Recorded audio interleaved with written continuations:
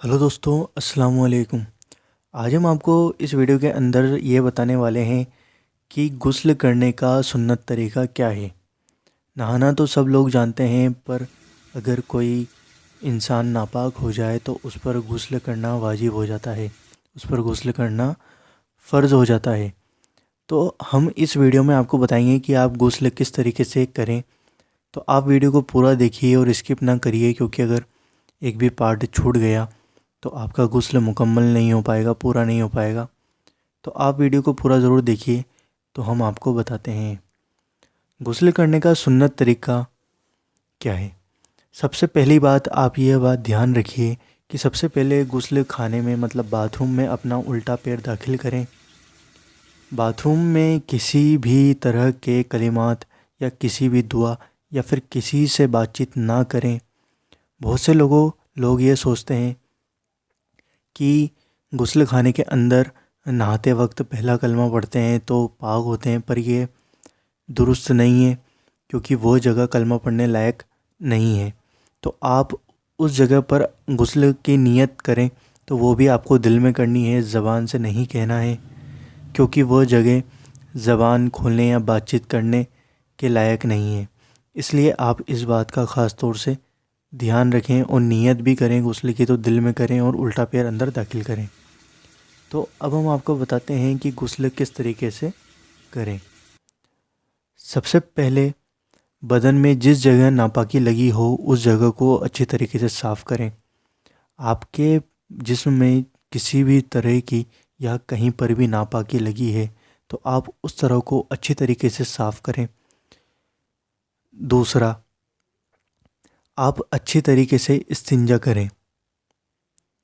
फिर आपको इस्तिंजा करने के बाद इस्तिंजा इस तरीके से करें कि बाल के बराबर की जगह भी सूखी ना रहे। फिर आपको जिस तरीके से वज़ू करते हैं आप उस तरीके से करें। जैसे सबसे पहले आप अपने हाथों को धोएं। 3 बार आप अपने हाथों को अच्छी तरीके से धोएं। फिर 3 बार अच्छी तरीके से कुल्ली करें। अगर रोज़ा ना हो तो गरारा करें। फिर आप नाक की नरम हड्डी तक, जहाँ पर हड्डी स्टार्ट होती है, वहाँ तक पानी को चढ़ाएं और नाक को अच्छी तरीके से साफ़ करें।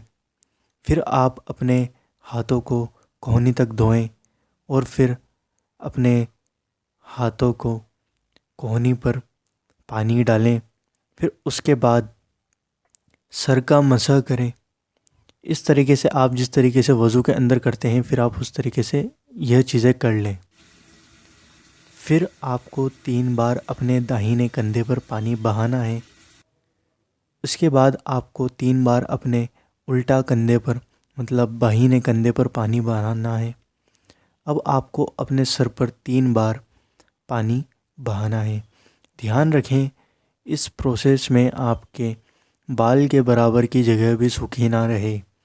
अब यह जितने भी तरीके हैं इन सब को करने के बाद, यह पूरा प्रोसेस करने के बाद आपको अपने शरीर को, अपने जिस्म को इस तरह मलना है जैसे शरीर पर तेल मसलते हैं।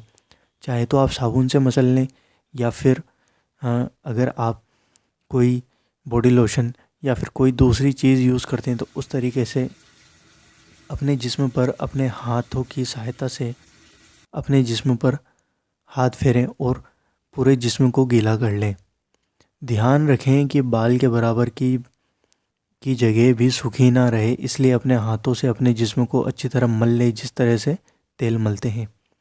अब हम आपको बता देते हैं गुस्ल के फ़राइज़ क्या क्या हैं। अच्छी तरह से कुल्ली करना पहला। दूसरा, नाक की नरम हड्डी तक पानी चढ़ाना। और तीसरा है पूरे जिस्म पर पानी बहाना। बाल के बराबर भी जगह सूखी ना रहे। तो दोस्तों, अगर आप सुन्नत के तरीके से गुस्ल करेंगे तो आपको सवाब मिलेगा। आपको हर एक काम के बदले नेकियां मिलेंगी। और अगर आप गुस्ल के फ़राइज़ करते हैं तो आपको सुन्नत का सवाब नहीं मिलेगा।